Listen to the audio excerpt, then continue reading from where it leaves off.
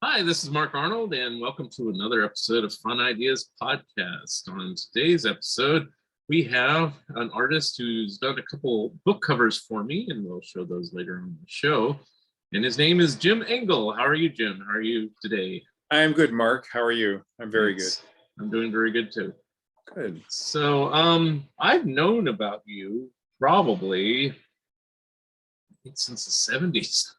Seeing your art around in different things, and yeah, that's probably the comic reader might be the first thing I saw you in. Yes, the comic reader would have been in the late 70s. I am still very good friends. Mike Tiefenbacher is one of my best friends, and the comic reader guys, Jerry and Mike Sinkovec and Tiefenbacher of Street Enterprises, we're putting out the comic reader. We're all friends, and at one point the discussion came up of what if we did comic strips for them. So I did a comic, a one-page color strip called Dick Duck Duck Dick, which was about a funny animal detective, and a little strip alongside that called Pals.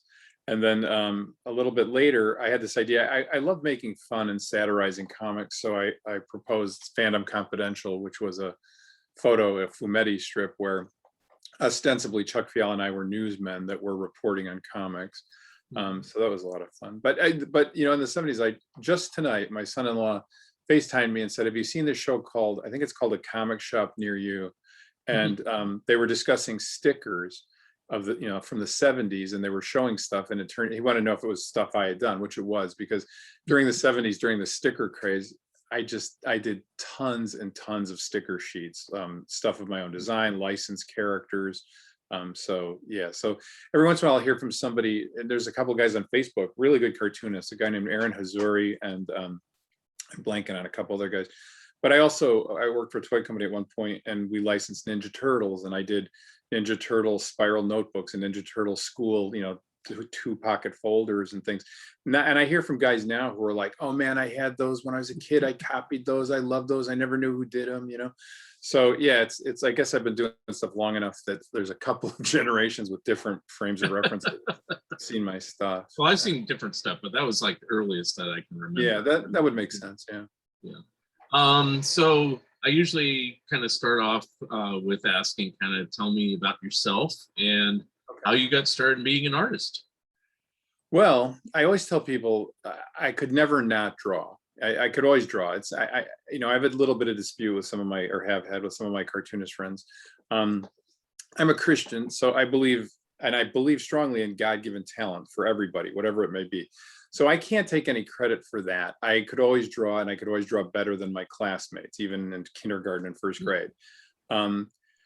I didn't ever have any training really of any kind, but my school was pop culture. So all the animated cartoons I watched, and I watched everything, all the comic books I could get my hands on from the time I could get my hands on comic books, little golden books, coloring books, all that stuff. And I was never somebody who traced anything or even tried to copy stuff overly much, but I think I just subliminally absorbed all of it. And I always like to tell people that because, when you're a kid, as I was in the 60s, collecting comics or hanging on to your interest in, cartoons as you did, I'm sure. Well, obviously you did.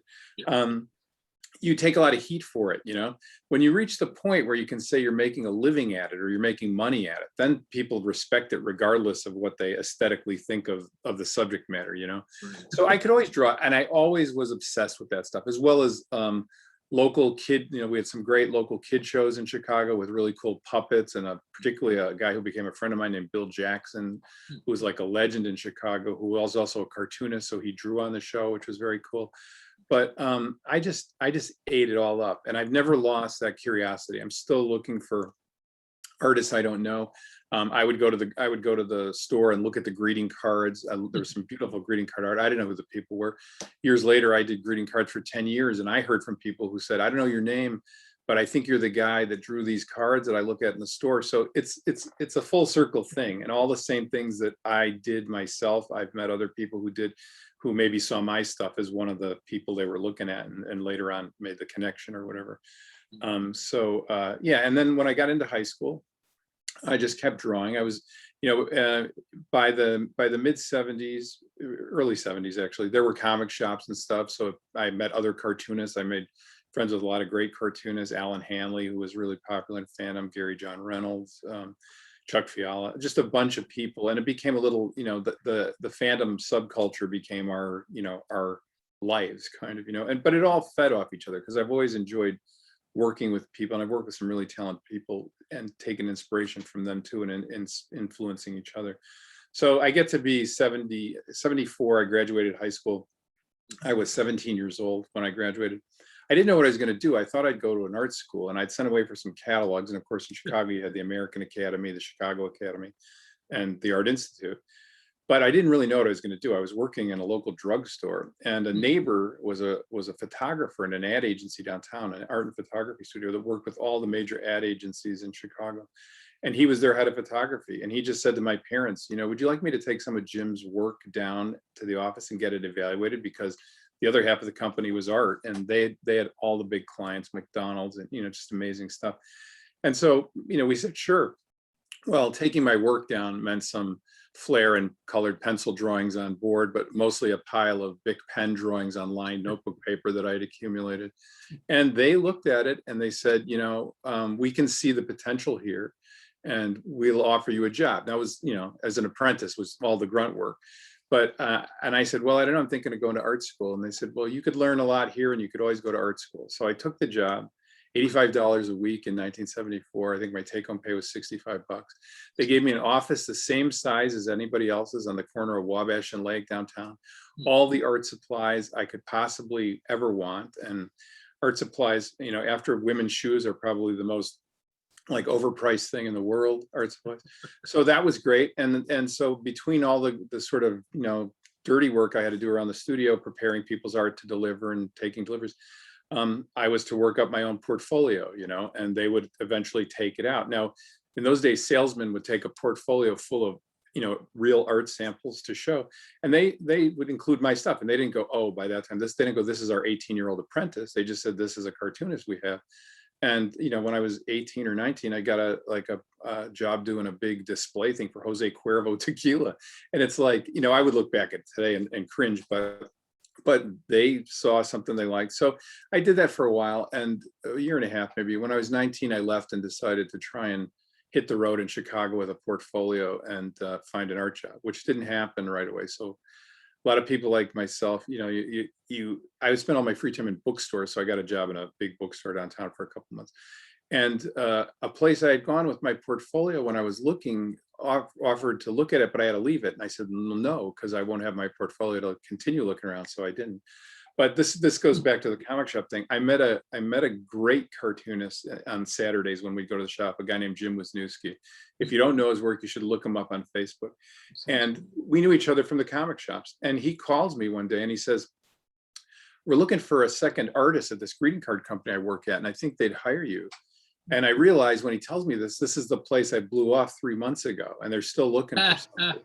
So I went in, I got the job, and I worked there for almost 10 years, drawing greeting cards, writing greeting cards, humorous greeting cards. And then they also got very big when the sticker thing came along. They were a huge manufacturer of that. So I did all kinds and I got to work on licensed characters like Gumby, or I drew greeting cards of Hagar the Horrible and High and Lois and other people's characters, Laurel and Hardy and W.C. Fields, which were caricature things, video games like Hubert. And in the process, I was able to display that I had a lot of versatility as far as working in different styles, which became handy. So from there, I went to a toy company called Diamond Toy Makers, where I worked with, I replaced Craig Yo, who had been the creative director before me. And I worked with a lot of great, really talented people, most notably Jay Lynch, who I had known and was friends with. So we worked together. I was there for, 5 or 6 years, and they were all licenses. Everything they did was licensed. That's where I did this Ninja Turtle stuff, Nintendo stuff, Disney stuff, Garfield stuff. And I did that, like I said, for about 5-6 years. And then someone who I'd worked with said, I just interviewed at a place and they're not going to hire me, but I think they're looking for you. Like, they didn't know me, but they're looking for you. And it was a company called Simon Marketing, and they were the lead marketing agency for McDonald's, and they did Happy Meal toys. So the time I spent working for this small toy company, suddenly made total sense to me.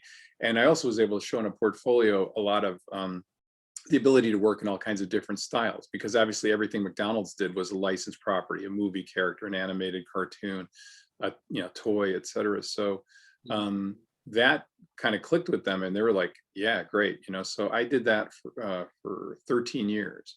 I headed up the design team on McDonald's Happy Meal toy. So every Happy Meal from like 1988 to 2001 was something I worked on. And then I don't know if you're familiar with the McMillions scandal, which was a 5-part documentary on HBO.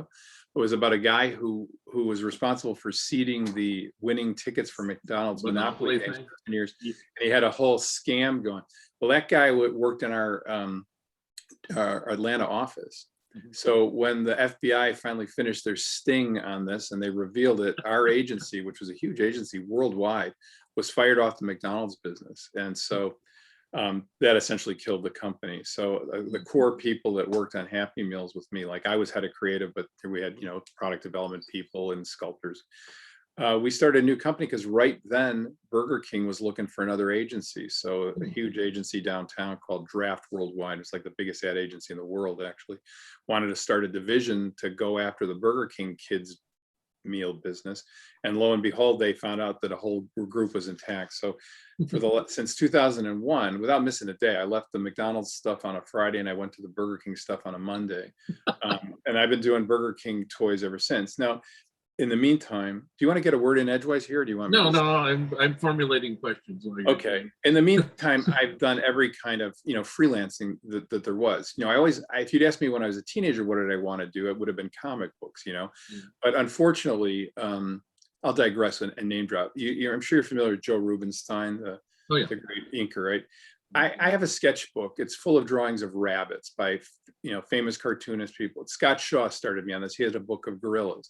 Rubinstein had a fascinating book that I drew in at a convention that was all self-portraits of artists, and really beautiful, like beautiful Joe Kubert and stuff.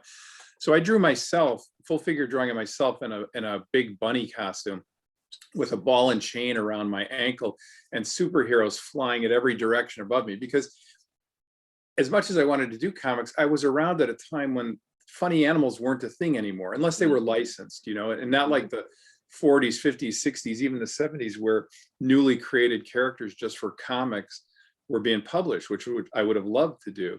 And so they only had, limited license stuff for the most part.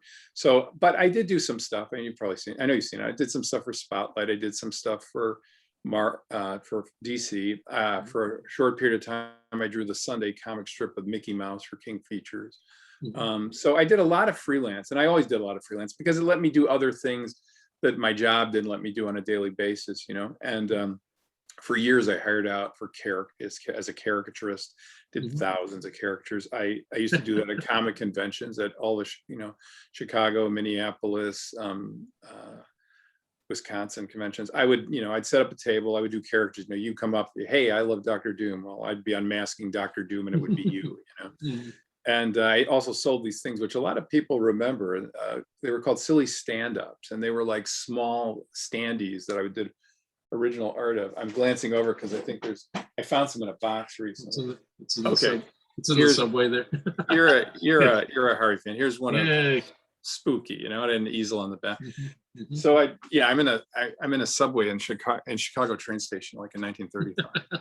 So I sold those, and I got and between that and the comic reader stuff, Chuck Fiala and I garnered a lot of attention in fandom. Like we were guests of honor at many conventions. In San Diego, we started performing little comedy bits that I wrote during the masquerade thing. Stan and Jack as vaudeville comedians, or True Fan Capote interviewing me as Steranko in a white suit, whatever.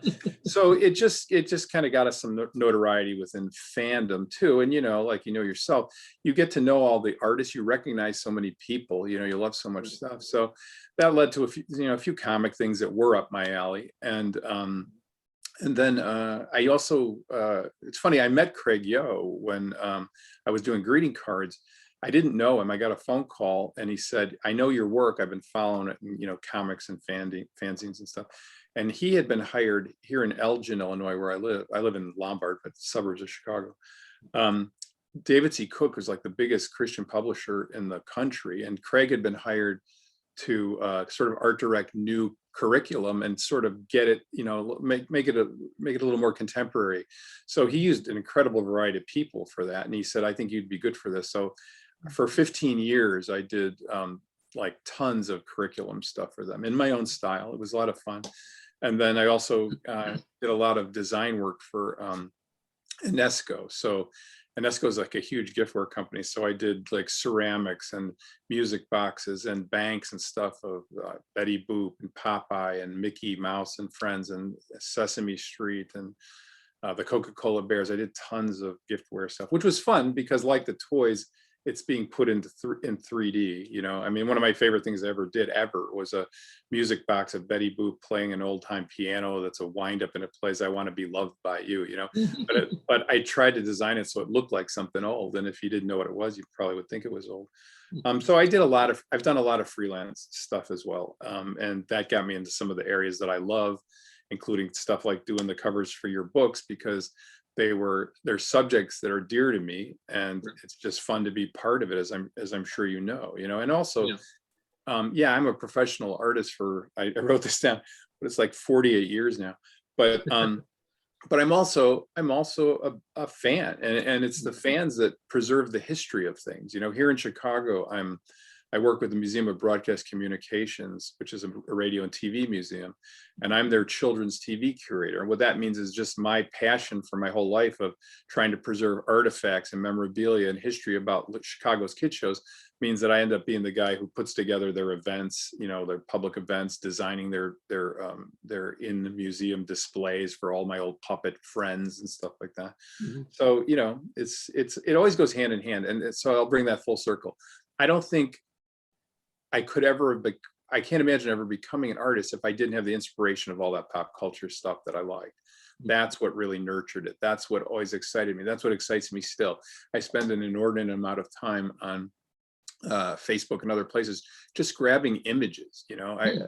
I would say today I've collected everything in my life, but today I think I collect images. I've got a file on my desk that's probably 50,000 images of everything that interests me, from cartoon stills, model sheets, old comic book art, diners, every conceivable thing. I remember a big Jack Davis coffee table book coming out, and Jack Davis was a hero of mine. And I looked through it and I'm like, I've got all this stuff and it looks much better on my screen backlit than it does in this murky thing. And plus this book is too big. I have too much stuff. So I'll shut up now, Mark. Okay.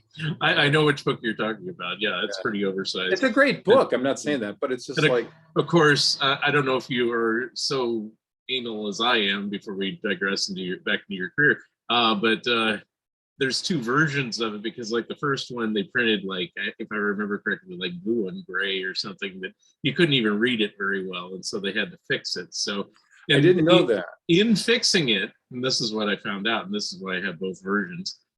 They changed some of the artwork on some of the pages, and it's like, oh great. So so you gotta find double the space. Yeah, so I have both of them. But I have two copies of Alex Russ. I'll name drop. Alex Russ is a friend of mine. I have two copies of Marvelocity because he was not happy with the first version. So there's a slightly altered version that he made. Like, oh, you want this one, So and yes, I do want that one.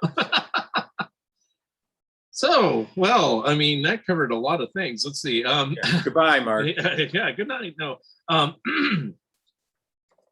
The thing that I guess you kind of already answered, but but I'll just kind of tell you my background in seeing your work and why I eventually agreed to have you on the covers of my books, which I'll show in a second. Is I'm a little bit younger than you. I'm 55 now, so I would see you, and I'd see like Jerry Beck, and I'd see David Marouz and Craig Yo and all these different people like doing things, and I was still a teenager or even a kid at times, and you guys, I guess, were already in your early 20s, or probably. I got 10 years on you, basically. So it's like I was going, they're doing everything I want to do, but it's like what I found amazing about you, I have to say this as just kind of an aside. I always thought you and Chuck Fiala were the same person for a while there, way back when, because it seemed like you both appeared in the same things and you had similar art style. And I thought you were pulling like a John Severin, because John Severin would sign things in different pseudonyms and stuff. And then I realized you were two different people. Well, that's being very kind to Chuck. But we were in a lot of stuff together. And I actually did do some comic reader stuff under an alias. I had an alias was Boris Two Tears, like Tuttiers. Well, that's a little more obvious. Well, you had to say it out loud. Yeah. Yeah, but we were very inseparable for a long time. And so a lot of the stuff we did was together. I could see where you might think that. And I still get people who go, "Oh, are you the guy who did Bullet Crow?" And I'm sure he gets people who go, "Are you the guys that did Dick Duck?" You know, they were they ran on facing pages and so but it was fun. And we both fed off each other doing that too. That was great fun. Because were you friends with him, or did you become, how did you meet him? I had a friend who died about 10 years ago. He was 6 years older than me. His name was Gary Ricker. He was super knowledgeable about comics and pop culture and stuff. I met him when I was probably like, I don't know what I've been, 12, 13 years old. And he had a collection in his room. He had a comic book like museum that you could go in. And I know it sounds weird, and if you paid the quarter, whatever it was, he would match the quarter and it would go to Jesse Jackson's Operation Breadbasket in Chicago, which was designed to help, underprivileged people before Jesse Jackson became much more notorious than that. So when Marvel Mania magazine came out, the first issue, they had a thing called Marvel Maniac of the Month. Now I knew Gary, we became very good friends. He was my best friend until he died. But they wrote an article about Gary in Marvel Mania, about how he was doing this thing, how you could see his collection, how the money went to a worthy cause. Well, in another Chicago suburb, about half hour, 40 minutes away, Chuck Fiala is reading Marvel Mania magazine. And he sees this guy, Gary, is, within reason that he could visit him. So he calls him. They start talking every Friday night on the phone, and I'd be at Gary's house while they were doing this. And finally said, that guy Chuck's going to come over Saturday. Why don't you come over? So Chuck's parents drive him, because neither of us drive him over to Gary's house. That's how we met. We just became a trio. And then there's another great artist named Gary John Reynolds, who's an art professor in Boston. He joined the group, and we just became friends. And every Saturday, because Gary Ricker could drive, we drove into Chicago and made the rounds to the comic book stores, like always. So that's how Chuck and I became friends. And then, we all had the Marx Brothers as our comedic ideal. We were all into that kind of stuff too. So if you'd ask the comic owners about what it was like when we came into their shops, we could be fairly raucous. But so it was just, we had all the same loves and influences and stuff like that. And it just was natural. Then when I was working at that greeting card company I mentioned, Chuck worked there for a while. I got him hooked up with them. And so, for many, many years, we were doing everything, simultaneously. So that's how we met. Yeah. I think one of the earliest, fanzines other than the comic reader was Mind Rot or Animania. Oh yeah. And that's where I saw things too. I think you did. And there's another example. So I think I found out about Mind Rot because I liked the animation. It was probably advertised somewhere. But then Dave Merz and I became kind of like, we wrote to each other, we talked on the phone, and then probably some of the most fun I ever had in my life. Mike Tiefenbacher up in Wisconsin from the comic reader, his family owned a motorhome. So Fiala and I would go up to Wisconsin. He and Jerry Sinkovec and the two of us would drive the motorhome to the Minneapolis comic conventions. One year we took Don Rosa with us on that trip. Alan Hanley was there. Bob Clampett was a guest there, who Chuck and I both knew and adored. CC Beck was, so we would drive this thing up there, and we became then friends with all the Minneapolis guys like Dave Merz and Joel Thingvall and a number of cartoonists up there. So that great kind of interconnection of fandom. We're like you and I right now, where you could essentially know somebody. Because that's only around in fandom, right? I knew people I never met. I might know somebody from the fandom world, or even write letters to them. Chuck Dixon used to do stuff for the fanzines that we did out of Chicago, and we were great pen pals and stuff. But I can't remember when we actually met, but we knew each other for years because of it.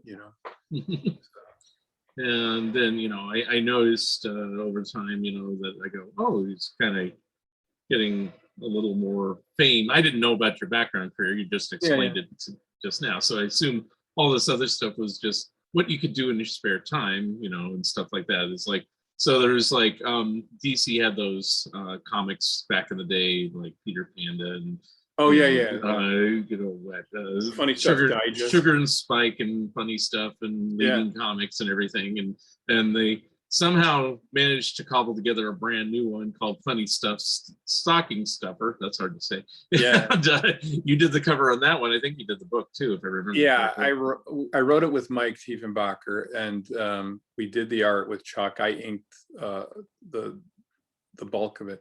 You don't have time for that whole story, but I'll tell you, it's a fascinating one. I've been thinking lately about writing an article about it for back issue or something, because in a nutshell, what happened was Mike, who is one of the most knowledgeable people about comics in the world, truly he is. He gets this idea, like, we should revive the DC Funny Animal comics. Okay, I'm going to give you the nutshell version of this. And he writes a proposal, and I write it with him. And it's basically like, let's revive these characters. We can modify them. We'll draw them in our own styles. We'll do, new stories. We loved, Sheldon Mayer, and I did Howie Post to varying degrees. The rest of those guys. I'm not a big fan of DC Funny Animal books, but I thought there was potential in the characters. So we send this proposal to DC, and we hear back, yeah, that sounds interesting to us. Can you send us some model sheets? So we all draw model sheets. We just picked ourselves. I wanted to do Dodo and the Frog. Mike wanted to do Nutsy Squirrel, and Chuck did the Raccoon Kids. And we drew them in our own style. We send them model sheets. Send us some plots. We sent them some plots. This is great. Show us a sample page. So because I was the fastest of the three of us, I drew up a Dodo and the Frog sample page. Show us a whole story. I do that. I write up a whole thing. I think it's inked even. Yeah, I think we did finished art on it. So they say, okay, we're going to do this. We're going to start a new line. This is in the 80s, so they decided, you know what, we're going to kick this off with a Christmas book.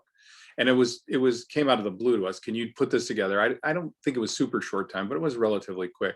So we would get together, the three of us.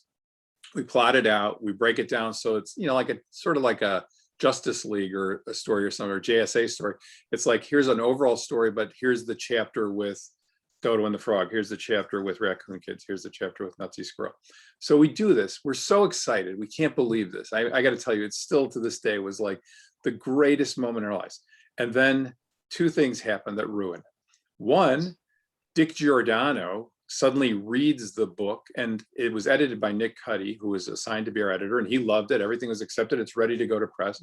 And Dick Giordano reads it and says, it's mean-spirited and it's not acceptable for kids. And we were really angry about this. So without having us rewrite it, they have Paul Kupperberg rewrite it, and they paste new dialogue in over all of our things. And I read a pretty irate letter to Dick Giordano about, look, man, I've worked as a professional artist my whole life. This is so like Bush League. I can't even believe you're doing this. And plus, and there were some, at the time, some notoriously bad taste superhero things going on. And I go, I really find it hard to believe that you can publish this and this and this, but you have trouble with danger in our story that's on the order of like, will Bugs Bunny plummet off the cliff? It was all tongue in cheek. So that was a kick number one. Kick number two was DC was starting to use flexographic printing, which, if you're familiar with it, means instead of being metal plates, which give you crisp outlines and stuff like, flexographic printing is like, I think it's like a thick cardboard or a plastic.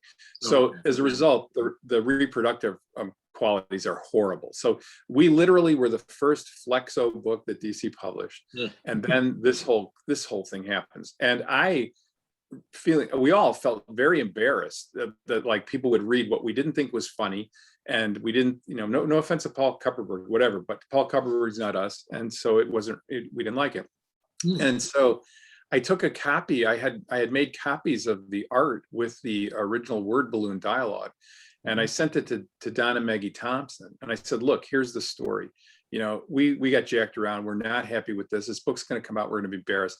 If you read this and you think it's better, or you think, at least sort of put something in the buyer's guide that vindicates us, and they were great. And they didn't do it because we were friends. They did it because they really thought so. But they wrote a thing that said, we get all kinds of advanced copies. Most of them end up in garbage once the real book comes out. In this case, we're keeping this and throwing the comic away. Ooh. And then it turned out that Giordano says he's going to be in Chicago to have a meeting at First Comics about some crossover thing. And we are commanded, we have a command performance at a hotel that he's staying. So the three of us go there, and Mike and I were still pretty verbal, holding our own about like, you gave us an editor, we pleased the editor, this is so unprofessional, and then he says, oh, well, Nick Cuddy's going to be fired. And we're like, okay, but that's between you and him. Like, why did you assign us an editor that you don't even care what the guy says, So anyways, after a long thing where I think he was kind of annoyed, particularly with me, but when it was over, we all shook hands and he said, okay, we're going to do this. We're going to move forward. You guys are going to do this. If you're not the guys that do it, it won't happen. And as it turns out, it didn't happen, and we weren't the guys that did it. But it was so disappointing. I got to tell you, I mean, that we really felt like for all of us, our ship came in. Mike is a huge DC fan. I love funny animal stuff, and Chuck did too. And it was just like, this is great. We're going to have our own voice. I mean, yeah, we didn't make up these characters, but we changed them to whatever we wanted, and I never, no offense to anybody, but I never saw a Dodo and Frog comic that would interest me at all. As much as I love funny animals, I can only name 2 or 3 examples of funny animal books that I think are actually funny. You know what I mean? Oh, it's like genuinely amuse me. So it was very exciting, but it fell by the wayside.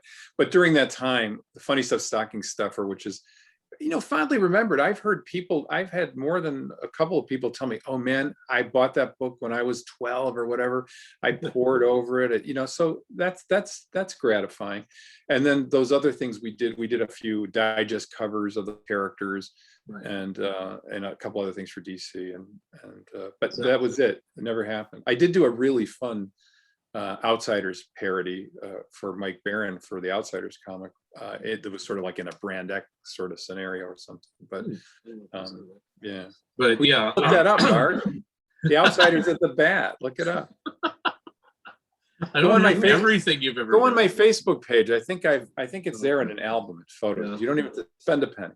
I mean, I'm kind of with you on all the DC things, but I have a fondness for it because I didn't grow up with them. I mean, they're already gone, and so they were gone when I was 2. Whenever DC would publish anything in a digest or even anywhere, I would be like, I mean, even now, it just kind of annoys me that they put out like volume 1 of Sugar and Spike in this nice grandiose archive edition. And I said, well, you got 96 other issues. Can you continue? Go? And don't you? I always feel with stuff like that. It's like, don't put it out in a deluxe issue. Put it out in a phone book issue, and publish more of it. Well, yeah, I mean, put it out in some form. I mean, like on those Best of DC digests, I skipped over most of the superhero ones because I didn't care. And they're also kind of hard to read because they weren't designed to be so small. Right. But the kids' comics, because they had less dialogue, were actually not too bad. So I'd get all the Binky ones, and I'd get all the plop ones when I like plop, and I'd get all the funny stuff ones. And it's mainly because all those characters. The only thing that was around when I was a kid is when DC was doing like those limited collector's edition jumbo treasury editions. They did Rudolph one every year, and I remember that. So that was in the 70s, and so that's what I remember, and that led to me finding out, oh, they did these in the 50s. Oh, and then they did a bunch of other comics that I've never seen before. Oh, I had never seen those comics, of course, either. They predate me, and most of the art doesn't appeal to me either. But the one thing in them, and I didn't know them. I mean, I had Sugar and Spike comics when I was a kid, but I didn't know any of Sheldon Mayer's Funny Animal characters, and those things are little masterpieces in my mind. Those they're beautifully laid out. I'm not the hugest fan of his actual artwork, but I love the characters and the designs basically. But they're so funny. They're so great. I mean, they really are amazing. They're like Little Lulu comics or something, the way that they're so worked out, and they have such great payoffs, and so head and shoulders above the rest of the DC stuff for me. And then artistically, Howie Post did stuff for them, which I found later as an adult, Yeah. or as an older teen, like Presto Pete and Jiminy and his magic book and stuff that are just, I find beautiful. And of course, I know you're a Harvey fan, so I grew up with, Howie Poe stuff, Warren Kremer's stuff, I suppose Ernie Cologne stuff, which I probably thought was Warren Kremer's stuff. Yeah. And took a great deal of inspiration from that stuff too.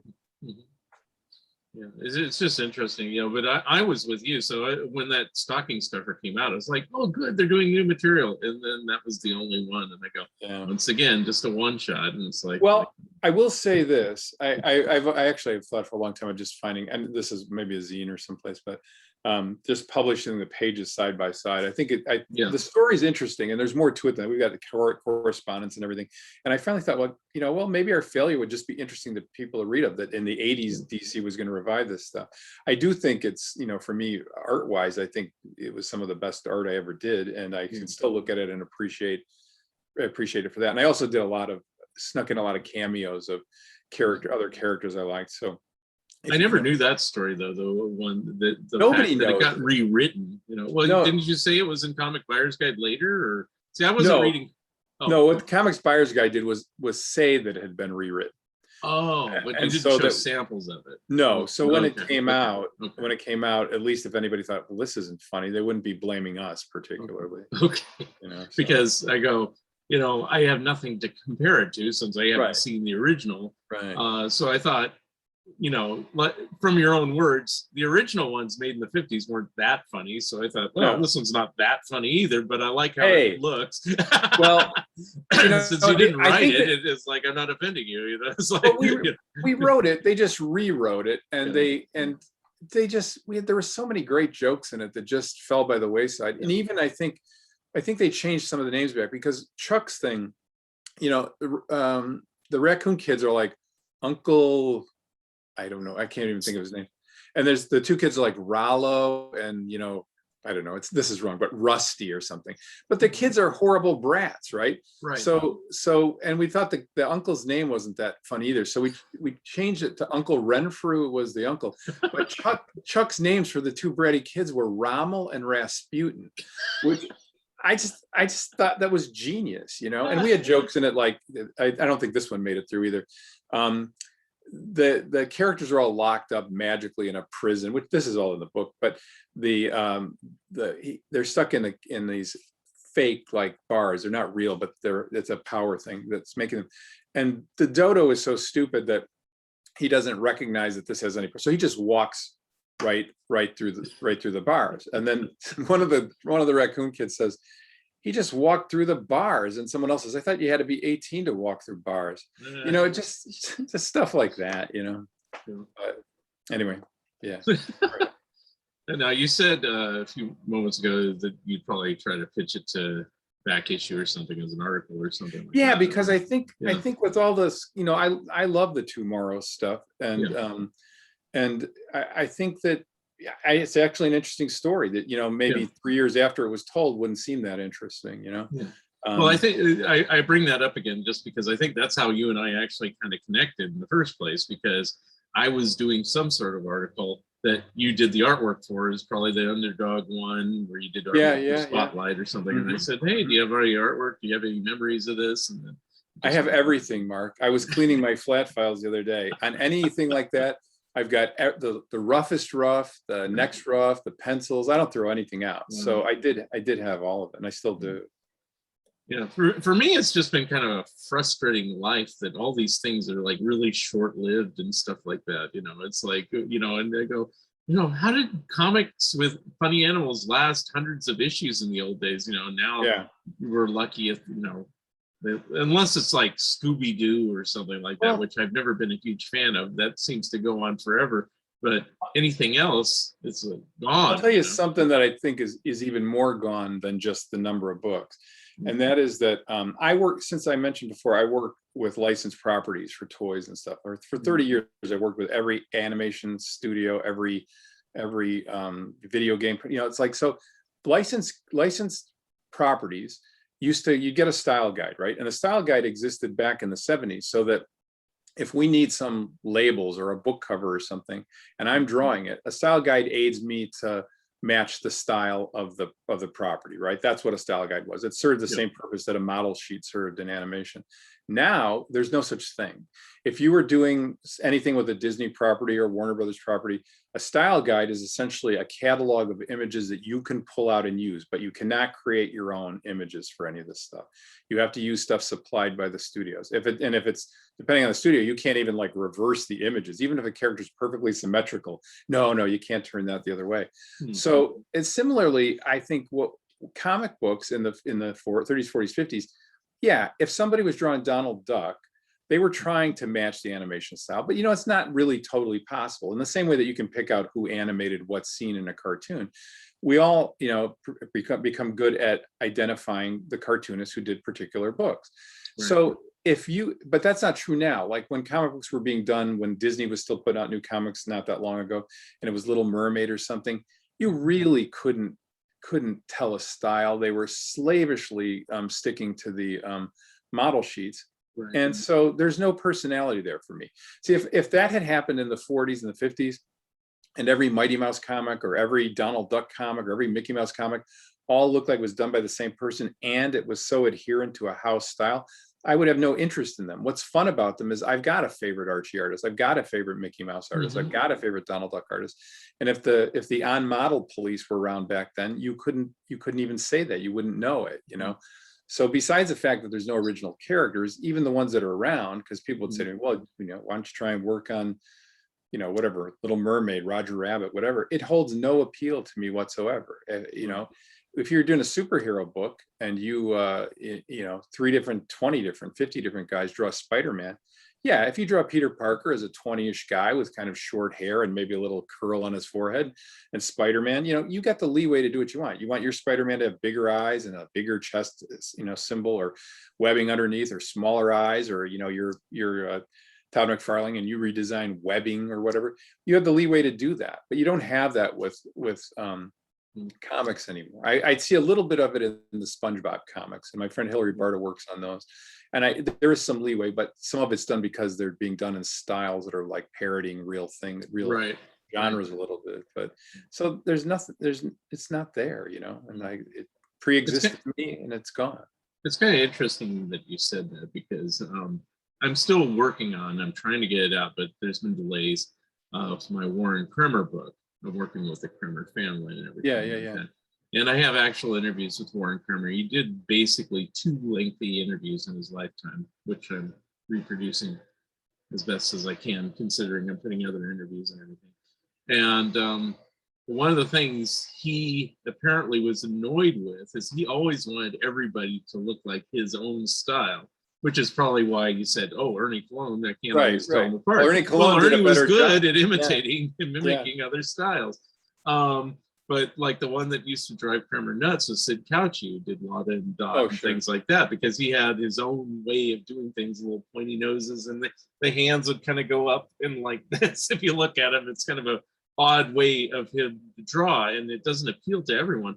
I loved it. I thought his style was really amazing to me. So it's like, and I became friends with him before he passed and stuff. Well, I'm looking forward. I would be looking very forward to reading that book. But yeah, you make a good point. See, it's like, I didn't grow up with Bob Bowling's Little Archie, okay? And I know it's supposed to be really great, and I take people's word for it, but sometimes the ship has sailed. You can read stuff as, I've read Little Lulu as an adult that I didn't read as a kid, and I was floored by it. But so Little Archie, when I was a kid, was drawn by a guy named Dexter Taylor, and people disparage that, but I'm like, no, I find it very charming. And as far as that goes, my friend Mark Worden years ago put together a guide to all the Archie artists, which effectively gave me names for the people I didn't like. Like, oh, I guess I don't like Sam Schwartz, or I guess I don't like Bill Vigoda.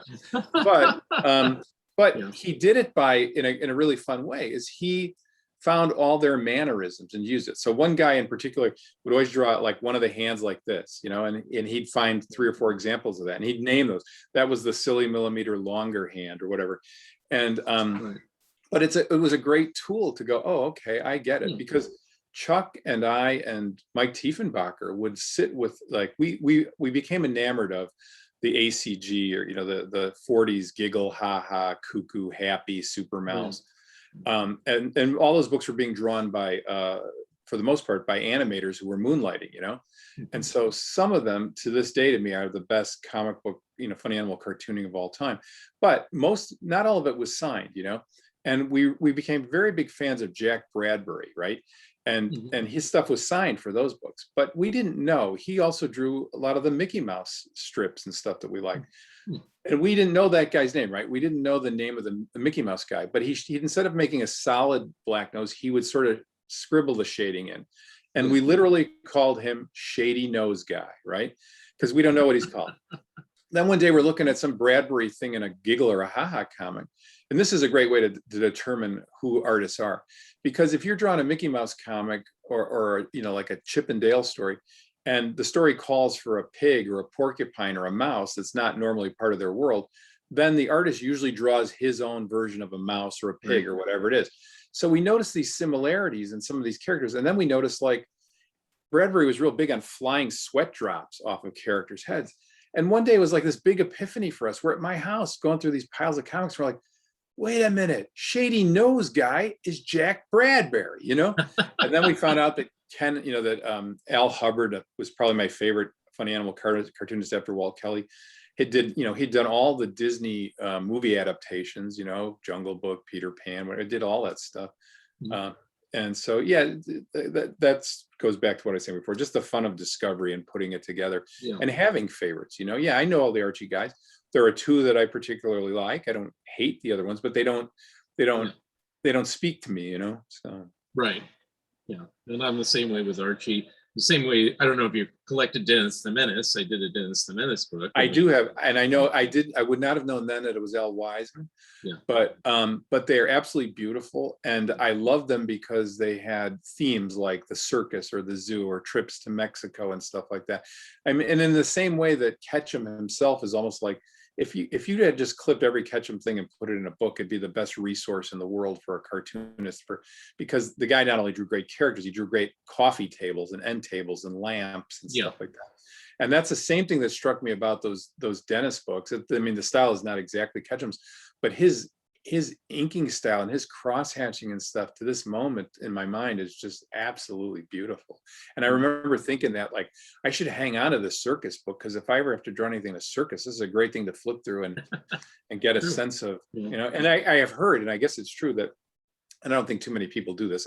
If you look at my stuff, I draw the same old overstuffed cartoon chair over and over again. But I heard that Ketchum would keep a Sears catalog handy.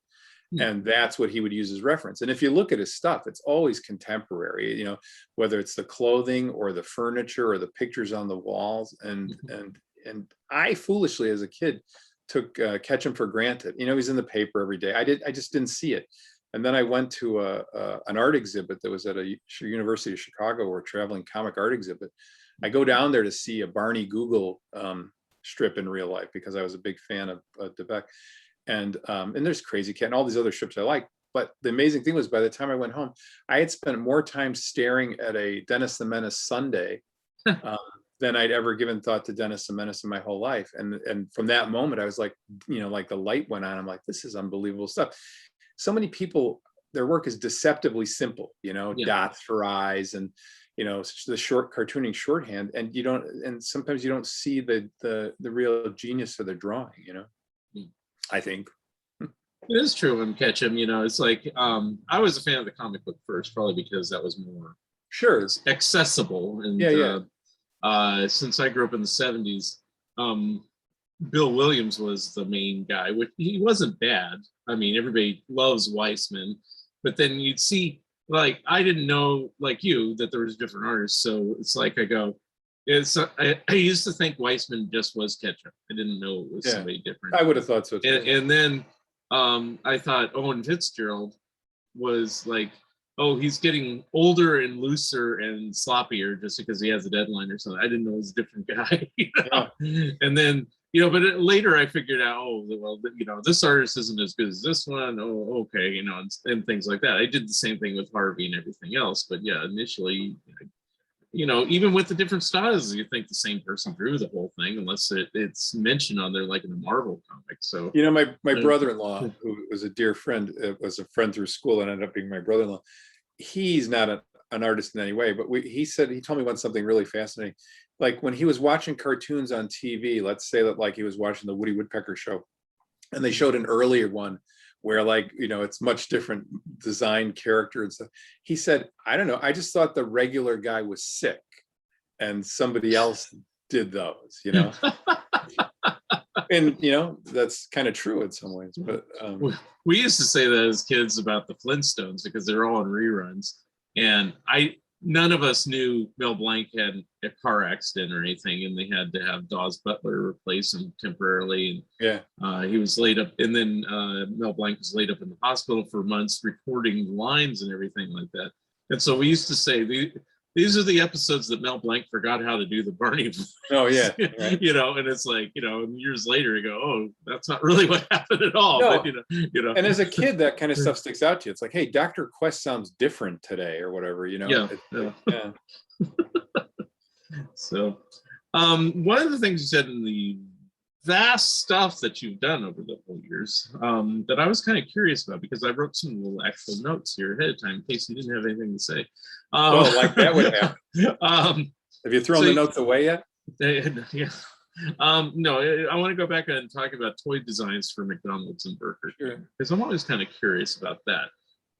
You're talking about how strict they are now about design and stuff like that. How were they then, and how does one design a toy?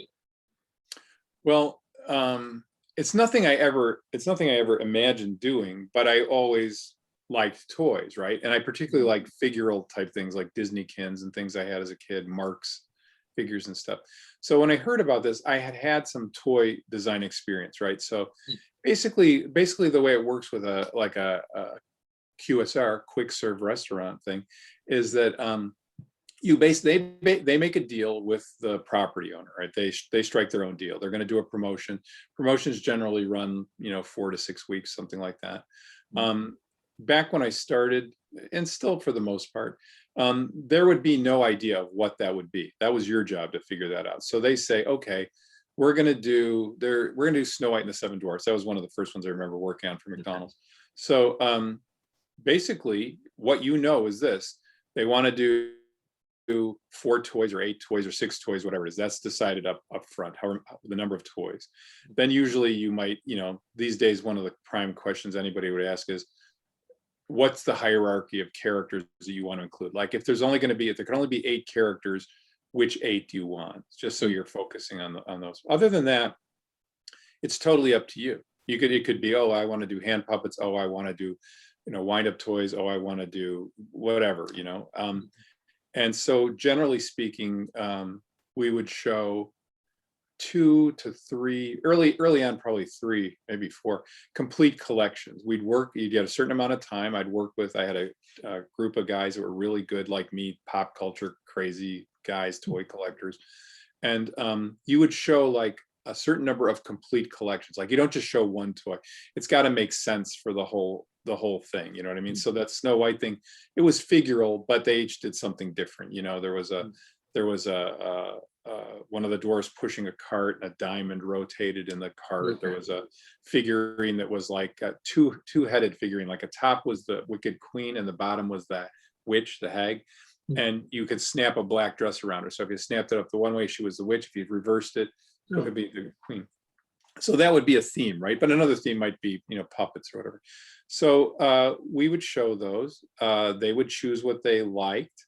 Then you would work with Disney for approvals and stuff like that. Depending on the property, I used to spend a lot of time traveling to Hollywood. If it was a movie that was being made, so we would work like a year out on toys. If the movie's being made, you'd have to be in constant contact with them to find out what was going on with the movie. So in a lot of cases, what was an example of that, like Aladdin or something? Yeah, Aladdin, or a good example. One of the last ones I worked on was Lilo and Stitch. But yeah, any of those, Aladdin, Little Mermaid, whatever. So they'd show you reels that consisted of storyboards, and then all of a sudden there'd be a section of pencil animation, and then a reel that would give you an idea, and whatever reference they could give you. One of the biggest differences, and it kind of goes back to what I was saying about style guides, is that I remember this specifically. So, if you think about it, the Seven Dwarfs characters are kind of earthy colors in the cartoon, right? I mean, That was the first cartoon where Disney went nuts for realism and everything. And so we would look at it and be like, well, we don't want, Doc to have this pale ochre hat and this burgundy vest, right? It's not bright, it's not color. So we would just up it to like really bright colors, and everybody accepted the idea that it's a toy. So you work to the strengths of the item. That's one of the things I hate about licensing now, and why the same art's used everywhere. Because what's great is, like, if I can draw a comic book of name something recent, I don't know, Encanto, and I could ink it like Will Eisner versus just simple line drawings, wouldn't it be better for the thing to seem more lush? But it isn't. It's like it's all homogenized. So then you could work to the strengths of a toy. A toy's got to be appealing. It's being held in your hand. It's not something flashing by on the screen, and it's not a drawing, and it's not a picture in a book. That would never happen today. It could be the ugliest, muddiest colors in the world. You would still have to use those colors and stuff like that. So that was a big one. But basically, what it amounts to is, it's just like drawing a comic or something. It's like you've got a blank sheet in front of you. The goal is a toy, a fun toy. And I think the key to it for myself and all the people we worked with is, we're only technically adults. You had to deal with a lot of adults, and it was could be like just horrendous, the kinds of observations and criticisms that people might have because they thought, well, a kid can't do this and a kid won't know that. And inside you're going, I'm buying this stuff today. Okay. The month before I started working on Happy Meals, I remember eating a Bambi Happy Meal parked outside my toy company job with Bambi on my dashboard. We were making stuff that we wanted. And if you think about it, everything that you ever enjoyed, that was the philosophy. Yeah. Nobody did focus groups for Henson. Nobody did focus groups for Jay Ward. Nobody did focus groups for the Warner Brothers characters for the most part. It was just people that were talented doing what they thought, if I like this, somebody else will like it, and that's what the toys were. We were essentially coming up with toys we wanted ourselves. The highest praise I could give any toy that we worked on was, I want this for my toy shelf. And the only thing that might change that is, we worked on a lot of properties I couldn't care less about later on, Disney TV programs like Recess or Bobby's World or something. But but one of the last things I worked on was the 100 Years of Disney collection that came out when it was the actual 100th year. I think it was Disney's 100th birthday, and it was a tie-in with Walt Disney World. And I had this idea. I like Disneykins when I was a kid. I don't have to know what they are, but the little. I know what they are, but so we just decided, let's do 100 toys, each of which is just a PVC figure of a character on a gold base, and we'll have a little label with the character's name and the year they debuted, and we'll do 100 characters. And it's still one of my favorite things. Now, one of the things I learned about the aesthetics of toys, which I didn't know ahead of time, I used to look at a toy and go, why are Thumper's ears like this? Like, and then I found out later, it's all safety gauges. If Thumper's ears were like this, these ears would pass through the safety gauge and go and get stuck in a kid's throat. So one of the constant battles you always have is maintaining the aesthetics of the cartoon the way that you as a cartoonist would appreciate it, but also that they have to be tested for so many different things to keep them safe. So these figures, generally speaking, are sculpted really well from drawings that we did. And you collect 100 of them on a desk. It's pretty unbelievable looking. They're very cool. The funny thing is that they wanted to, we had the label on one side with the character name. And I was a collector. I love that. Look, it's Thumper, 1946 or whatever. Yeah. But they wanted a Disney World logo as well, a sticker on the opposite side. And they wanted that up front, which we felt is ruining the toy. Like, we don't want to look at all those toys with the same Disney World logo. We want those names. But the way the toys were designed, they had what's called a mushroom. So it's like the bottom of the toy has a little plug on it that goes through another piece and pops through and locks it. So as it turns out, you could turn those bases. Oh.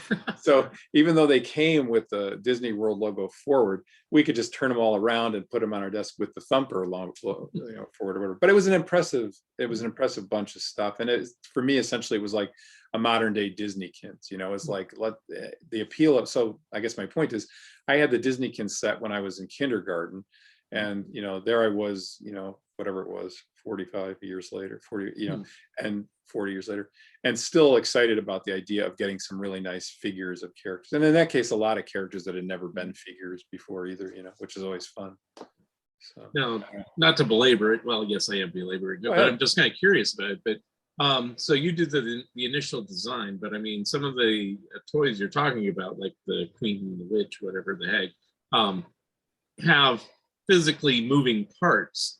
So that takes some engineering and stuff like that. Would you be doing that, or you hand that off to like Well, more we of a have draftsman that knows how to do that yeah. sort of This is what I motion would stuff? say. We all love toys. We all understood the basics of toys and a certain amount of physics. I don't know how many teeth are on the gears inside the toy, but I know what a gear action can produce, you know? Okay. So with the basic working knowledge of that, we would do that. Now, the the engineers would have to make that work, and generally speaking, we knew what would work. Sometimes it wouldn't work. Sometimes they might improve on the function beyond what we wanted. And then between that, and you'd work with that then, so you'd kind of like review that and make comments and why don't we do this? Can we move this arm like this? Whatever. And then hope, and with the sculpt, so a sculptor would sculpt it, engineers would engineer it, a sculptor would physically sculpt it in those days. Out of wax models and stuff, very beautiful, and we would review those and go, no, make the nose a little smaller, turn the eyes this way, whatever. And then that's the way it would be produced ultimately, and at every step of the way we'd be reviewing something, working models, just looks like, turns out looks like and works like, which are kind of two different things. Today, the sculpting is all done digitally and stuff like that, so you're not looking at an actual physical model anymore, but basically it's the same kind of. So yeah, I don't mean to suggest that there aren't other disciplines or roles in this, because there are, but it all kind of starts with that blank page and like, what should we do? So I'm just curious because I'm the total end user. I have no knowledge of how these toys kind of come about, especially like certain ones I collected over the years are like they did some Tiny Toons ones and some Animaniacs. I worked on all of those. Okay, I didn't know if you did those, so that's why I'm not assuming you did or didn't. I was just kind of. No, yeah, I did. Those are pretty elaborate, if memory serves, about the functionality of things that they did. It's like characters inside of spinning wheels and and those, spinning umbrellas or something like that. Yeah. If I remember. Go like Dodo in a hamster. Yeah, so I mean, it's like they're pretty elaborate, and I go, wow, somebody took some time to do this. For a simple toy that you just get in your meal. And actual kids probably like, whatever. We really enjoyed working. See, that would be an example of a property we enjoyed working on. And because we were excited at the time that the show was coming out and stuff like that. So yeah, that's a good example of I want these toys myself. I want it to be something I want. And I don't know if you're this way, but like recently, and I forgot the name of it. I have the thing in the other room I should have brought in, but there's these kind of like sturdy cardboard books now that they sell over at like Barnes and Noble, and the whole purpose is to really sell the toys. There's like 10 little figurines in the bottom, and I got one at Christmas time for the Rudolph special, and they had little figurines of Sam the Snowman, all the Rankin Bass figures and everything. But really nice figures, right? Yeah, and it's like I said, wow, where was this 50 years ago? And they're not that, it's like, but I'm buying it now, and they're not that expensive. They're not, it's like this is, and I could see why you would design the Happy Meal toys to bring it back to that, for yourself. Forget the little kids. I want this for myself because I don't have this character from Snow White, which is a big thing, right? You want to get the characters, and I've always appreciated. I'm not a fan of Scooby-Doo or whatever, even though I've worked on a number of Scooby-Doo things. But no matter what, if a toy bears a really strikingly good likeness to the property, I love that.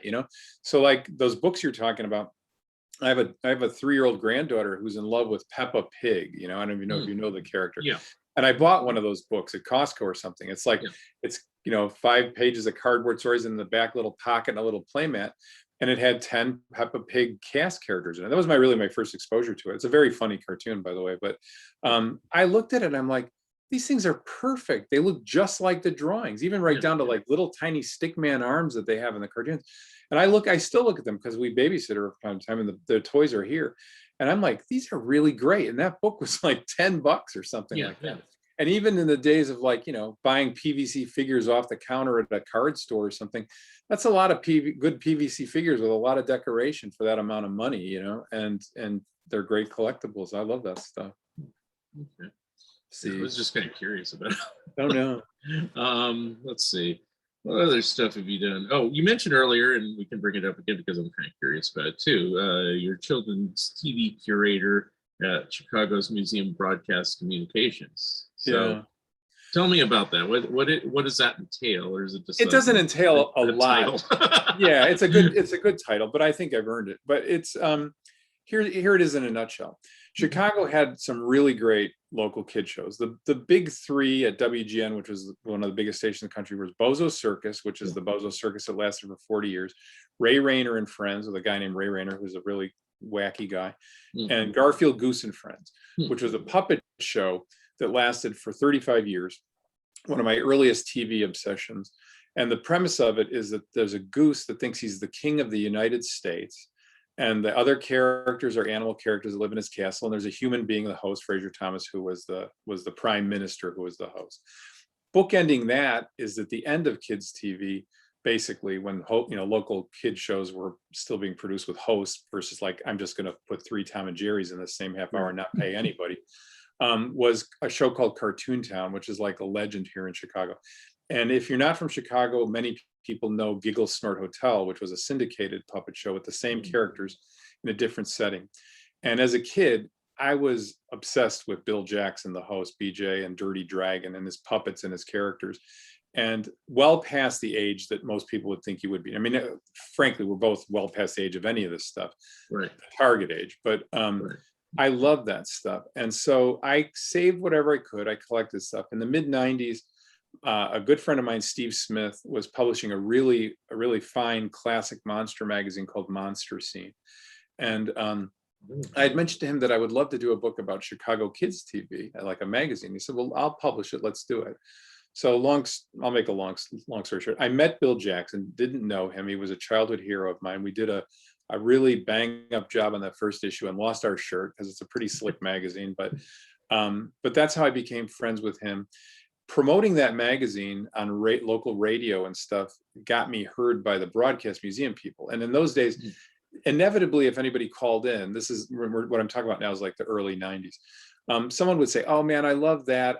Where can I see it? And I would always say the same thing. Go to the Museum of Broadcast Communications. They have study booths. You can request whatever the show is you want to see. You can sit and watch it. Well, eventually they'd heard me a few times and someone called me and said, you're very respectful to the museum.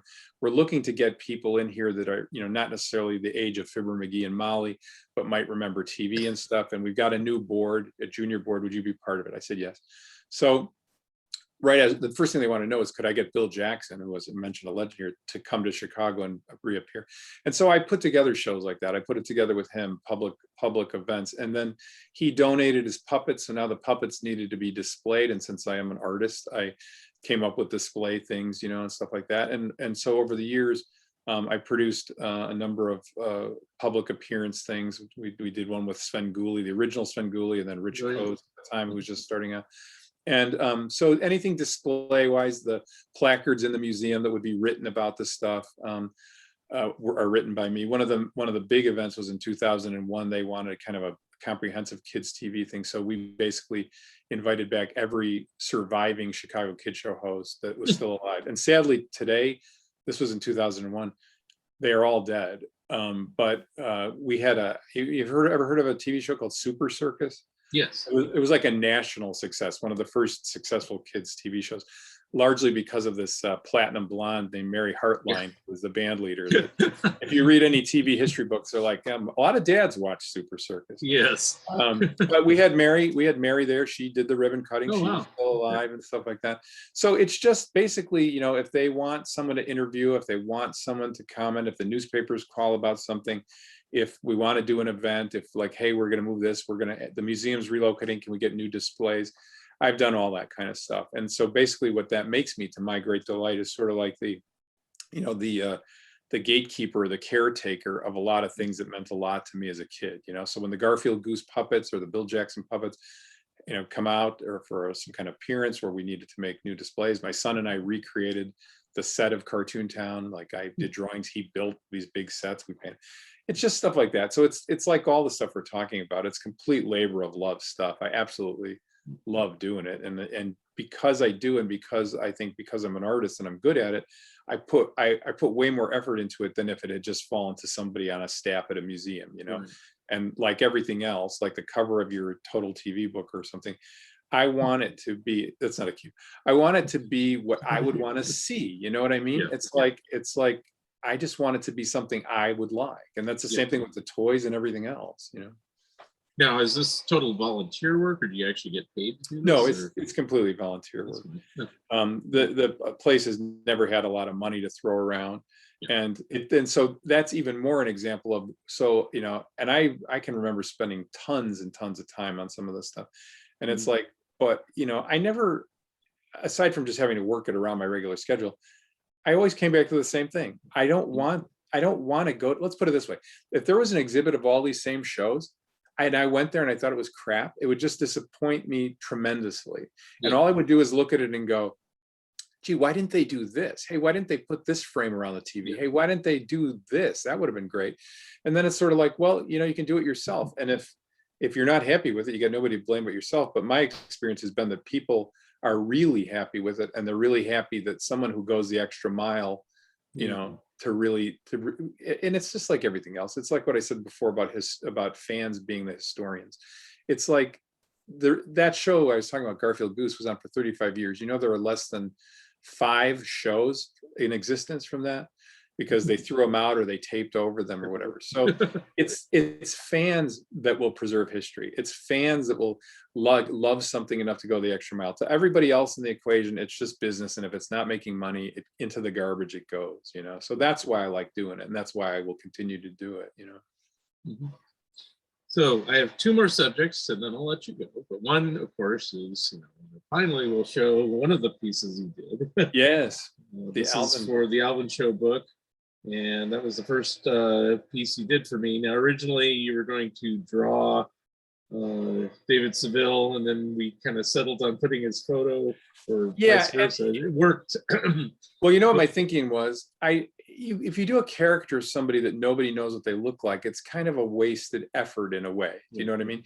I mean, you know what Ross Bagdasarian looks like, and I know what it looks like, but 95% of even people who bought the book probably didn't know what he looked like. But I think it worked because on the earliest Chipmunk albums, he was shown his photo while, you know, the rest were drawn. Although they're drawn like realistic chipmunks, they weren't drawn the cartoony way, but still.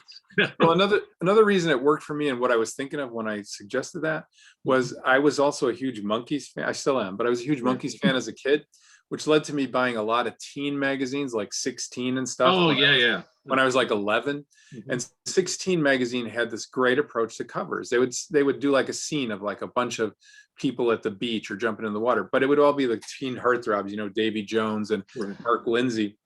So they would cartoon the bodies and the scenarios so that they could have them doing whatever they wanted. Sort of like jib jab cards, if you've ever seen those. Let's see, it actually worked. I mean, they did. Here's an harmonic ad. So they actually had a photo, and they had drawing of the chipmunks on there. So it's not, but that's what I was thinking of. I just thought, okay, this way he's as recognizable as he can be, but I can put him in this setting.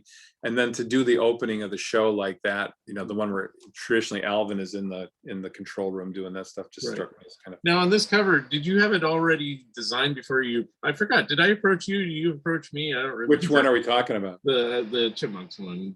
I think, were you already drawing something like this just for fun? I did that specifically for you. I think I'd read, or you had posted something on Facebook that said, you know, you were doing it. I probably said, do you have someone to do the cover? Oh, that's true. Or I was looking for a cover artist. Actually, I'm looking for a cover artist again, but I don't know if I can get away with it. Disney is a little bit more stricter, but you'll find out, my friend. What? You'll find out. Yeah. So I may not have, I'd say I'd love to have you do a Disney cover, but I may not be able to do it. Anyway, go ahead. Yeah. But no, and why did I want to? It's because Alvin is, you know, probably my top 10 favorite animated TV shows. It's such a quirky, weird show. The voices are great. They're funny, and it's like, I just to digress, I did video box art, about 10 boxes, I think, for home releases of Milton the Monster. Oh yeah. I saw this article where this guy said they're releasing them, and I contacted the guy. I love Milton the Monster. I'm like, and I knew the art would stink, because with most of these TV license things, there isn't really a lot of really good stuff. You might collect everything, but the number of things that are actually really good is always limited, right? And it's a terrible Milton the Monster stuff. So I'm just like, I'd like to do this. And they're like, oh, great. We don't pay hardly anything. I'm like, I don't care, because I would just like to do it. Then I found out it was a company in New Zealand I was talking to. I didn't even know this. I ended up doing doing the whole job for them. And then a few years back, Shout Factory or somebody was putting out the complete Milton the Monster on DVD. And I contacted them and I sent them this art, and I'd seen some really, and the finished product is absolutely heinous. It's just horrible. And I said, I will do this, you know, no money. I'm a fan, and there's going to be a complete set. I would love for it to be cool and really get the property, you know, really use elements that make sense. Even, you know, and me, even in my own mind, something like putting Seville in the control room that's straight out of the cartoon openings where Alvin would be, you know, it's like something that fans will notice. And so they were like, well, you know, they had no time. It was already done, and they wouldn't undo it. But that killed me. Yeah, so, because I remember the DVD. I just said I didn't think your artwork was on. No, there, it's so, not. Yeah. But So I did some really fun art for the things, incorporating Fearless Fly and Milton in the same scenarios and stuff, and jokes that were actually, you know, jokes in the context of Milton the Monster as far as the scenarios and stuff like that. So now the second one you did for me. Now, did you have this? This is television scrapbook. Did you have this drawing already created? That's what it was. In that case, yes. I've done a lot of things like that. I did a Funny Company thing. I like I love the Total TV stuff, particularly the stuff I enjoyed the most as a kid. So that would have been Twinkles and King and Odie and, you know, Underdog and all the peripheral characters of that. And I'm really a big fan of like covers on things like Dell Giants and stuff, where they're sort of representative, like a Christmas book that might have a Christmas wreath, but all Mickey and all his friends are popping out behind it. Designs that I think could be t-shirts and could be record covers and could be, you know, giant comic covers. So I wanted to do something with all those characters. And I got the idea that like a castle with King and Odie, since they kind of kicked it all off, as if everybody was visiting the King Leonardo Castle, would be a fun thing to do. So I did it for that reason. I did it because it's another example of I'll digress for the millionth time. If you look up Funny Company, there is no decent art of Funny Company anywhere. You can search the internet for it. I've done it. So I just decided I'm going to make children's book. That's what yeah. But there's no, when I say that, there's no like great shot of all the characters in front of the clubhouse or whatever. Right. So I did one myself. I do a lot of this stuff because I want to see it, you know, and that was the King and Odie thing. To this day, it's one of my favorite things I ever did. And so when you said, I think you said you announced the book, and then somebody said, you said I need a cover, and I think I posted it. I said, how about this for the cover? Yeah. And you said yes, and I was like, okay, great, well, because it covers all the bases. This cuts into my like inner child, as it were, because as a child, I always loved pictures like this. Like I have like various books, like, you know, Disney children's books where they'll.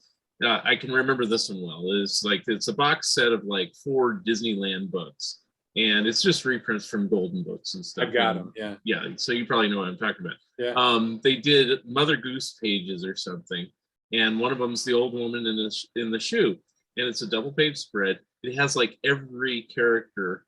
Yeah. Under the sun in this thing. It's like you got, you know, the characters from you know, I was going to say 3 Amigos. I meant the 3 Caballeros. And you got the 3 Little Pigs, and you got, you know, as a kid, I go, what's this character? Oh, years later, I found out it was Clara Cluck or something. Right, you know, it's like, you know, all these obscure characters. And so this is like the stuff that I ate up as a kid. You know, it's like I may not know like this character here, Twinkles, but I certainly know Underdog and, you know, Tennessee Tuxedo. And it's just, they're all there. They're all together, you know.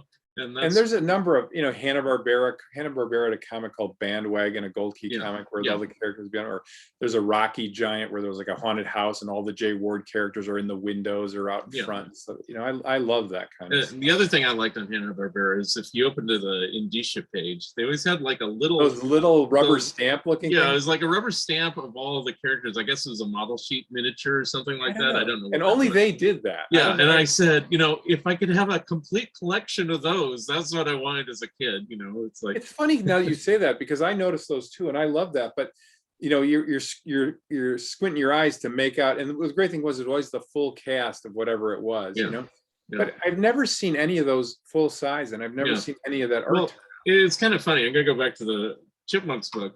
I had to do that for this on page 3. You know, that famous logo there. Yeah.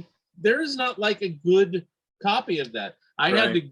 had to scan one of my record albums, and I just kept blowing it up and, hoping it would not get too out of focus, No, I know. and it's like, I would love to have a nice clean stat of it, but who See, and knows these things. that's the kind of stuff, and I'm not offering to do this with that, but that's the kind of thing I will see myself and just go, I'm gonna fix this, Yeah. There's a great Bugs Bunny record cover in this Jones style. He's sitting at a piano and all the characters, and I found like good sized JPEGs, but they're always real muddy or dirty. And finally I just thought, I'm just gonna go in and totally clean this up and rework the lines and stuff. And all this stuff just ends up as screensavers, but whenever it pops up, I'm like, oh, I love that drawing. That's one of my favorite. Now, the funny thing is on this book, you did the cover, and then I realized, I don't have a back cover. But then I found like some cool pictures from an article. Oh yeah, I remember that. Ross Bagdasarian making a bunch of funny faces, and I said, well, that will work. Originally, it was going to be around the perimeter, but I needed some more text, so we had to take a few of them out. But that's where that one was. No, that worked very well. But in the case on this one, you said you were inspired like from the Dell Giants, or to me, it reminds me of like a Richard Scarry book or something like that. Or a record album, some children's book or something. So anyway, I didn't have a back cover, and I said, well, I don't want to just repeat this on the back. And so I got a different artist. Sorry, I didn't get you twice. No, I know. I got Man Hansel, and I said, can you do it where it's like a golden book? Where they have the characters around the perimeter, and they put some text in the middle, and that's so it kind of comes across as a giant golden book, and that's what I was kind of achieving with that. So well, and a book like that, and your other Total TV book, which I enjoyed very much. I can remember as a kid too, like buying coloring books from shows I liked, because I wanted to keep essentially in my head, even as a kid, I want a record of this, right? And there isn't anything, so certain coloring books I had, like Super 6 or something, there's never any other product of those things for the most part. So there was a way of hanging on to it. And any books like the one you did, where you collect a lot of the imagery and stuff of it, that I love that kind of stuff, because I love having it in one place. And because there's always some stuff I've never seen, you know what I mean? But it's a way to hang on to it. Besides, we live in an era that's an embarrassment of riches. Anything you like, you can watch on DVD or Blu-ray or whatever. Right. Versus when we were kids, I think I'll buy this 2-minute Magilla Gorilla 8mm film so I can, for a moment, catch a glimpse of Magilla Gorilla or something in my house. But and it's black and white with subtitles. Yeah. And it's only half of a 6 million cartoon. Right. So I have one more question, and I feel embarrassed, but I haven't seen it yet because it's on at the oddest time. But you were on Collector's Call once on MeTV. Yes, talk about that. I was just kind of curious, and I will try to catch it on a rerun. I hate it that they only show it once a week, and it's like 10 o'clock at night on Sunday night, which I'm asleep. I'm sorry. Yeah. Well, allow me to, I will plug this. I have nothing to gain from it if anyone goes there, but I do have a website. It's called www.jimengel.net. I think that's what it is. Anyway, there's a page in there that's radio and TV interviews and stuff that I've done on a variety of topics. So you can see it there if you really want to see it. But what happened was, before it ever came on, because we were the 9th episode, so I know anything about it. I got a phone call from someone who said they had been given my name by somebody at the Leo Burnett ad agency. So I assume it's somebody I know in the art world. I still am not sure who that was. And they said they're doing a new show about collecting, and they heard I have an interesting collection, and would I be interested in being part of the show? And I said, it's funny I said this, because there's a guy who's a huge Flintstones collector named Dave Nimitz, who I've been in touch with, who just recorded a Collector's Call show like in this past week. But I remember saying to the guy, look, if you're looking for the guy who you go down in his basement and the whole thing is wall-to-wall Flintstones, I don't have collections like that. I collect a lot of stuff, and I like a lot of stuff, and I have a number of pop culture interests, and I've got a ton of stuff, but I don't know if it's what what you have in mind. And as it turned out, I had a number of photos of my office at work, which is full of toys, from wall to wall. And I said, look, if you're interested, this is the kind of stuff I would be able to, you'd be able to see. I sent them some photos. They called me back. They said, yeah, that is interesting. We'd like that. I said, well, where are you at? I didn't even know. They said, we're in Chicago. I didn't know it was MeTV either. And I said, well, if you want to come and see it before you decide, you can come over. So a couple people came over to my office. They're like, yeah, this is great. We'd like to do this. I didn't know what the focus of it was going to be, because my space is full of everything. And so they started laying out to me how this works. So it's hosted by Lisa Whelchel from Facts of Life, which was cool. She turned out to be very nice. I liked her. And they have someone that walks through it, like with you as you talk about your collection. Not her, but someone else of your acquaintance or someone you know. And I said, well, if you're talking about my wife, she will not appear on television. My wife has always been really supportive of my stuff. As I called her in the show, she's always been an enabler of my insanity with this, but she wouldn't. So one of my best friends, a guy named Rich Pine, also a really good cartoonist. Look him up on Facebook. He does a lot of great cast caricature things from stuff like Combat or Twilight Zone or Dark Shadows. He was also a collector, and he's right in the office next door. We'd worked together for 20 years. So I said, Rich might be a good person to do this with, So they said, oh yeah, great. And then as it turned out, if and when you ever actually see the show, and I was delighted by this, they included some of his collection as well, because they just went right next door. So then there's this hook we know nothing about. Oh, and at a certain point, one of the things you show, we're going to offer, someone's going to come on and offer to trade you something for it. So now as it goes on, this is all fine. I agree to it. The focus, as it turns out, and I didn't know what it was going to be, is they wanted to focus on original comic art.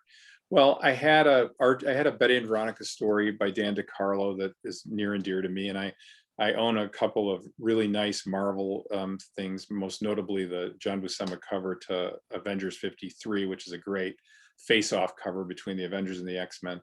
I had a Pogo original, some other things. So it became clear that they wanted to talk about art. Okay, so fine, I can do that. I didn't realize until sort of later that the stuff they chose to look at was because they could relate it back to the present, like Marvel comic art because everybody knows Thor now because of the movies, right, and Archie art because, hey, Riverdale's on TV and stuff, Right. So this stuff is, it was a good investment when I bought it as a kid for like, $30-40 these things, and that are now worth, tens of thousands of dollars. Mm-hmm.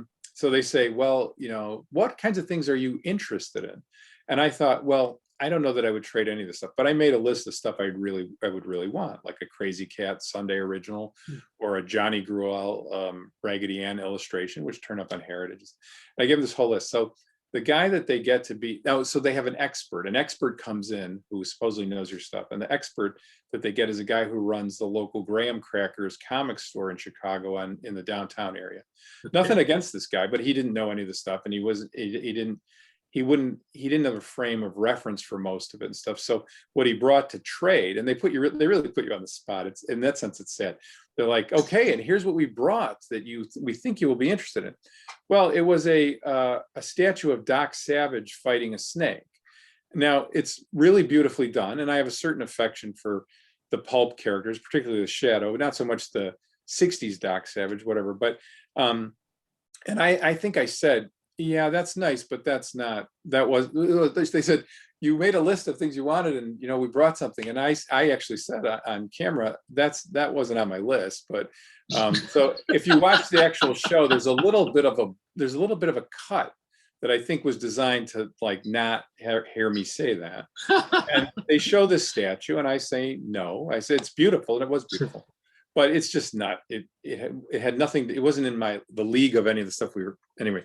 So, and then they did a couple of segments, there's a couple of segments that didn't make it that you could see on the website, which was kind of cool. So they did a segment on Pogo. They did a segment on Reseverin because I had the original art to Not Brand Act #4, which is the X-Men Daredevil parody issue.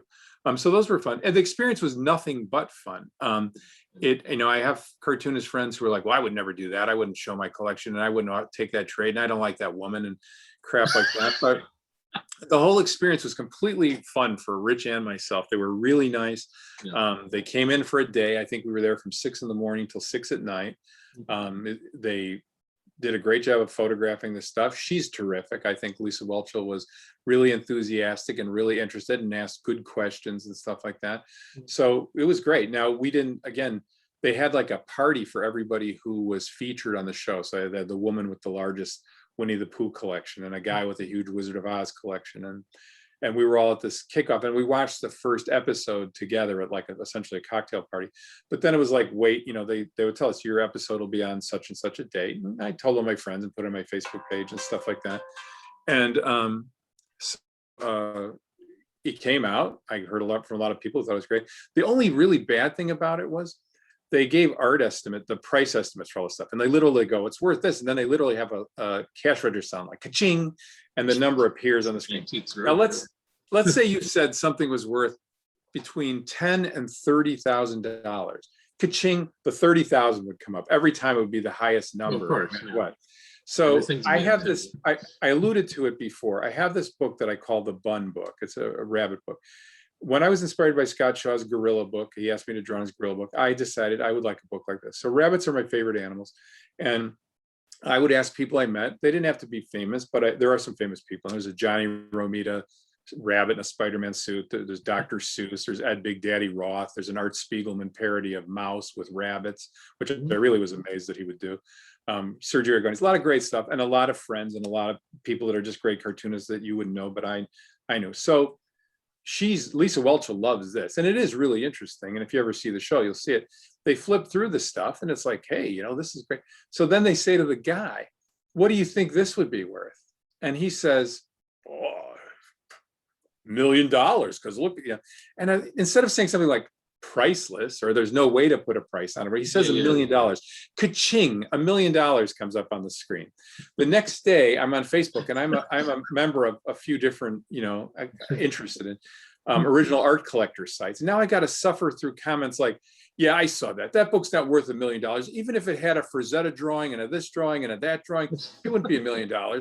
And I now have to qualify it everywhere I go. I go, it's not worth $1 million. I post a thing on this site with you guys. Like, look, you guys, I'm a member of this page, okay? I didn't tell the guy $1 million. You saw it yourself.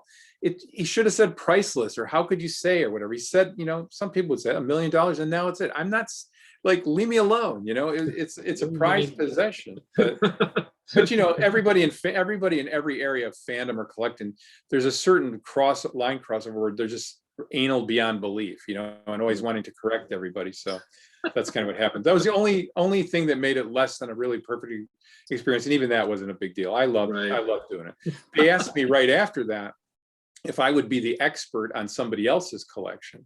There's a guy in Indiana, I believe, and I forget what it's called. It's essentially like a Hall of Justice with all these superhero collectibles and costumes. Pretty amazing. And I looked it over and I just said, no, there's no way on earth. And for the same reason, this doesn't always work. I'm like, I can't say what that's worth. And I'm not going to, I was really worried. I don't want to be lowballing people's stuff. Yeah. I actually consulted with a really knowledgeable original art collector because I didn't know what my stuff was worth. And I said to him, I go, what's the value on these things? Because I don't want some national show going, it's $100 and it's $10,000 or whatever. So I fed the prices to our expert in the breaks in between, so that at least I'd know that was right. And that proved to be right, which was good.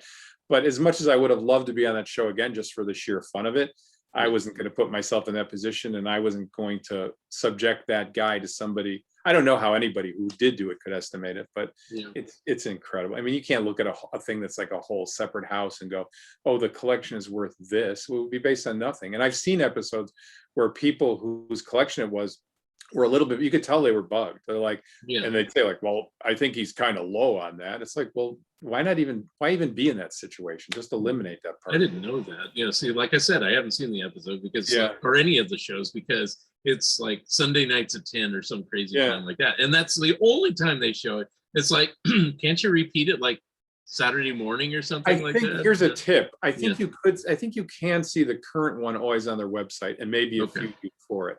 And some of them have been great. I really enjoyed the Oz one. There's a guy named Rick Peterick from the group called the Ides of March in Chicago who was a guitar collector. This isn't even in my wheelhouse, but it was just fascinating to hear the stories of all stuff. That part would interest me. The part that I'm with you, the price part bugs me, because I don't care what these things are worth. And also, I used to say this about Antiques Roadshow, and it kind of has come true. I used to say, back when it started, probably in the 90s, I guess. I don't know when Antiques Roadshow. It was a British show first. Yeah. But they used to quote insanely high prices for things. And I said, I know why they do that. So this will have a long shelf life. They can keep running episodes for 20 years. And it's true. And then suddenly in recent times, I've noticed they've had, current market value, and they show a lot of things that they quoted being like $1 million. Now it's only $800,000 because they Yeah. overcompensated for Here's things what back then. Here's what I honestly think about that. Number one, way back at the beginning of this conversation, 12 hours ago, Yeah. I said that people respect money and value, so that when my comic books became valuable, then okay, well, I guess that's not so bad. I do think that the pricing thing on the Collector's Call is directly the result of Antiques Roadshow. Yeah. But the reason it's on Antiques Roadshow, or even American Pickers, where they don't actually put it on, well, they do actually put it on the screen now that I said that, is because for the casual viewer, I think the main interest of that show is going like, holy cow, that guy had a death photo of Abraham Lincoln, or, oh my gosh, I had no idea that vase was worth this much money. And the money is what they care about. And so when you watch the shows now, as you say, they will go, 1978 price today, and it's gone up 10 or it's gone down 10. And I think the appeal for people in that is, again, to see like, oh, that guy had a jackpot then, but it's worthless now, or vice versa. The price is the thing. I don't personally think their original pricing is necessarily off. I think their assessments are good, although there have been many where I also actually watched it and thought that seems really low for what that is. Yeah. I'm assuming you saw the one with the Alvin puppets, right? Yeah. Yeah. I don't even think did they put a price on that one? I don't even remember. I think they did. And I remember thinking, they're not making a big enough deal about this. The woman who had him was the daughter-in-law, and she's not saying who made the puppets, and the guy's got a great pedigree in TV and all that. But every once in a while there'll be something like that. And it's like, I saw one recently. It was some cartoonist's daughter or niece who had a bunch of stuff, and they didn't want to sell it. I think it was just they put them on the show because it was interesting. Like, oh yeah, well, that was the thing on the Chipmunks thing. Yeah, they didn't want to sell it. I know that. But it's but just interesting. She did say they were in the bottom of a drawer or something, and I'm like, there's always that too. It's like, you want me to empty your drawers for you? Is that a problem that you got those things down there? Because she was like apologetic. We were left with a whole bunch of stuff, and I'm like, you need some cleaning help, lady? Yeah, I know. It's like is that a curse? Actually, you got famous TV puppets. I don't know. Yeah. After I probably shouldn't tell this, but I'll do it anyway because. So anyway, you've read my Chipmunks book, right? I assume. Yeah, not just poured over the cover. Anyway, I love the cover. I love it. Just the cover. Anyway, as a follow-up, I did talk about that the puppets that were shown in that Antiques Roadshow weren't the only puppet versions. There were Bob Clampett versions. There's the big puffy cheek ones. Yeah, so the Bob Clampett versions, I found that one photo, which is a screen grab, that I managed to get because they cut that segment out. It's in the book somewhere. Dick Clark, This Is Your Life type thing. Yeah. Ross Bagdasarian's on there, and they cut the whole Ross singing part out because of music rights, but I managed to get the quickest little frame. But anyway, I said that's probably the Bob Clampett puppets because I wasn't sure. And so I asked Ruth Clampett. I got in contact with her because she was on Stu Shostak's show. And she said, those are it, and then she said the same thing. Yeah, we have them, but they're like in a box.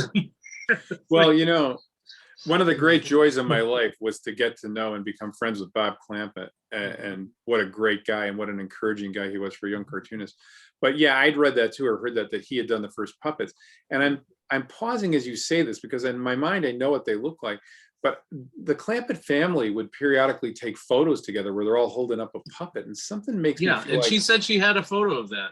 But and I forgot she sent it to. I think she did send it to me, but it's not in the book, obviously. Yeah, but one of them is holding up a chipmunk, and one's got it, Thunderbolt, a Wonder Colt, and So and they said, I thought they said originally. You can correct me if I'm wrong with this. Yeah. So those were not the ones that were on Sullivan. Here we go. Oh yeah. So that's a screen grab from where he's singing, and then there's two chipmunks straddling him there on the sides. But what's interesting about that is Clampett, obviously their take on it is a chipmunk. They've got really fat cheeks, Right. Look at those puppets. It's interesting. Because it's funny, when I first heard that Clampett did it, it didn't make sense, and then I totally forgot about Time for Beanie, and then it started kicking in because I always think of him as an animator, and not even as a puppeteer at all. but Yeah. yeah. And then even if you know Time for Beanie, it's like Yeah. he had a show called Thunderbolt the Wonder Colt Right. about a superhero horse. He had Buffalo Billy. He had the Willie the Wolf show. He had a bunch. He had like a little empire going with TV puppet shows out of LA for a while. Yeah. And all like the cartoon shows I liked, like Cartoon Town, with a cartoonist sensibility in the character designs, which is, I studied local kid shows around the country, and I've had a lot of film of them and photos. You'd be amazed what passes for certain animals in other parts of the country. Yeah. Well, I'm in Oregon now, but I grew up in the San Francisco Bay Area, but also Southern California a little bit. But in the Bay Area, Channel 2, KTVU, had Charlie and Humphrey. And Charlie was a horse, and Humphrey was a dog. And there's also a cat puppet too, and that aired in the 70s, and also a little bit in the 60s. But it was early 70s when I used to watch. And then later they took off the show because they had to put more regular programming, I guess. And then they just did little PSA things, which ran forever into like the 90s or something like that. So, well, I love that's my exposure to that type of stuff in my area. So puppets are just, and I said this to one of the guys here in Chicago who was also a cartoonist who designed great puppets. Like, puppets are just 3D cartoons, Yeah. And I love the format of puppets interacting with like a human being in a scenario and stuff. And then cartoons and on top of it, what could be better? Yeah, and I always did too. I mean, if it wasn't obviously the Muppets and Jim Henson, there's the Baird puppets. There was the ones that did the Chipmunks. What is the name of that one? The Bunnin or something like that. Hope and Maury Bunnin. Yeah, and then Sid and Marty Krofft had puppets besides the big body costumes and things like that. And then there's people like Sherry Lewis, who I loved, and And even on Captain Kangaroo, you get. Hey, I love Bunny Rabbit. He never even spoke, but Mr. Moose. Mr. Moose, yeah. So anyway. That's another example. I recently did a portrait of those guys, Mr. Green Jeans and Captain Kangaroo and Grandfather Clark, because I just wanted to see a nice cartoon illustration of these guys, Yeah. So yeah, that's a great. So I don't know where we're going with this at this point, but anyway. Where does this go ultimately? Do you run this through? Is this through your Facebook page? Is it like, what do you do? Well, I'll just say here, and this will get a plug for the podcast. You can catch any one of my Fun Ideas podcasts on YouTube with the video version that we're on, and the audio version is on Podomatic, which actually gets put on iTunes and lots of other places. But once I put this up, which will be in a couple of weeks, I will send you a link. Okay, great. Well, so how we usually wrap up the show is you do a song and dance. No, just kidding. How we usually wrap up the show is you get to do a quick plug about what you're currently working on, how you can get in contact if you're making any appearances anywhere, anything like that. Okay. Well, I couldn't, in terms of my work, I can never tell anybody what I'm working on because it's always top secret, and I've signed some sort of NDA to even be doing it. I do a lot of stuff for my own interests, but I have recently started a Redbubble page where probably at this point about 60 pieces of my art are available on T-shirts and mugs and notebooks and stickers and all kinds of stuff, which is fun because it's just like you can make product without any overhead to do so, and if anybody's interested in seeing my work, not just the stuff that they might have seen on Facebook, but it's broken down. There's retail product designs I've done. There's kids meal designs I've done. There's anything I can think of. And then there's also a huge chunk of my sketchbooks on there. And there's also audio and television stuff that I've done on some of these topics. Not all of which is kids TV. Some of it is Saturday morning cartoons and things like that. And that's all at www.jimengel.net. And it's a website I've had for about a year after never having done anything like that. Fortunately, I have a son who's, the cartoon. There's a commercial where somebody says, "Mom and Dad, I'm not going to be or Grandma, I'm not going to be your IT guy anymore." I've prevailed upon my son, who knows everything about IT type stuff, to finally put together a site for me, and it's a pretty fun one, I think. So I've heard from a number of cartoonists and people who've spent some time there. And if anybody's interested in any of the stuff I've been talking about, you can see examples of all of it, whether it's greeting cards or toy designs or Christian curriculum or retail products. So I've had a very, very, very blessed career, truly. I mean, Mhm. art is not always the easiest place to make a living. Mhm.